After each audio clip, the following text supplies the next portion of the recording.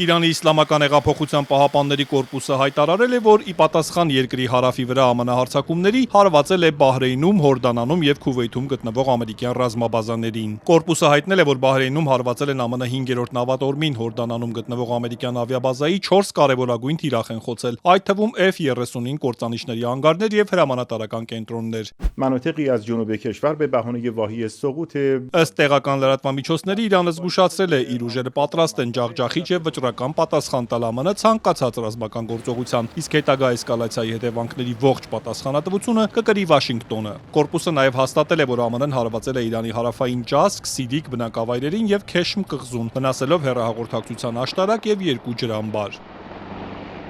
Մինչ այդ ԱՄՆ-ն հայտարարել էր, որ հարվածել է Իրանի հարավին պատասխանելով Հորմուզի նեղուցում ամերիկյան ուղղաթիռի խոցմանը։ ԱՄՆ կենտրոնական հրամանատարության հաղորդմամբ հարվածները եղել են ինքնապաշտպանական գործողություն։ ԱՄՆ բարձրաստիճան պաշտոնյան լրագրողներին հայտնել է, որ 20 թիրախի են հարվածել Իրանում։ Սա Միացյալ Նահանգների եւ Իրանի միջև ամենամեծ փոխհրաձգություններից մեկն է ապրիլին հայտարարված հրադադարից հետո։ Նոր լարվածության ֆոնին Իրանի արտգործնախարարը պահանջել է, որ ԱՄՆ-ն հեռանա տարածաշրջանից, եթե ցանկանում է անվտանգ լինել։ Այլապես Իրանը կպատասխանի ցանկացած հարձակման կամ սպառնալիքի, զգուշացրել է Աբբաս Արաղչին։ Չնայած մարտի դաշտում կրած պարտություններին Ամերիկայի Միացյալ Նահանգները որոշեց փորձել մեր վճռականությունը։ Մեր հզոր զինված ուժերը ոչ մի հարձակում կամ սպառնալիք անպատասխան չի թողնի։ Հեռացեք մեր տարածաշրջանից, եթե ուզում եք անվտանգ լինել։ Իրանական Իրնայի փոխանցմամբ Արաղչին գիշերը առանձին հեռախոսազրույցներ է ունեցել Սաուդյան Արաբիայի եւ Թուրքիայի իր գործընկերների հետ, քննարկել վերջին զարգացումները։ Ըստ գործակալության Իրանի գլխավոր դիվանագետը դատապարտել է ԱՄՆ գործողությունները, նշելով, որ դրանք խախտում են Իրանի ինքնիշխանությունն ու տարածքային ամբողջականությունը։ Իրանն իրավունք ունի ինքնապաշտպանվել եւ պատասխանել ցանկացած ագրեսիայի, ասել է արտգործնախարարը։ Արտգործնախարարությունը եւս դատապարտել է ամերիկյան հարձակումը։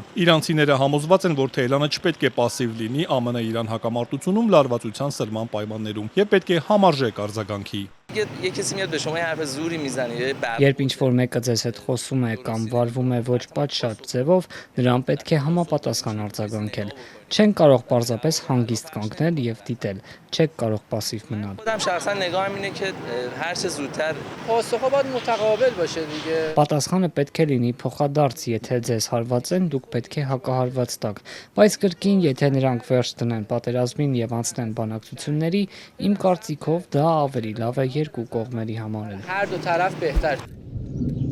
Ու մինչ ԱՄՆ-ն եւ Իրանը նոր հարվածներ են փոխանակում, Իսրայելը շարունակել է ռազմական գործողությունները Լիբանանի հարավում։ Բանակը հայտարարել է, որ հարվածել է Իրանի աջակցությունը վայելող Հեզբոլլահ խմբավորման հրթիռային կայանների եւ ենթակառուցվածքների, որոնք կիրառվում էին Տյուրոսի շրջանում եւ այլ վայրերում հարձակողական անօդաչուներ արձակելու համար։ Իսրայելական զինուժը նաեւ հարկադիր տեղահանման հերթական հրահանգն է տվել լիբանանյան մի քանի բնակավայրի։ Արևմուտքի կողմից ահաբեկչական ճանաչված Հեզբոլլահն հայտարարել է, որ պատասխան հարվածներ է հասցրել իսրայելական բանակին։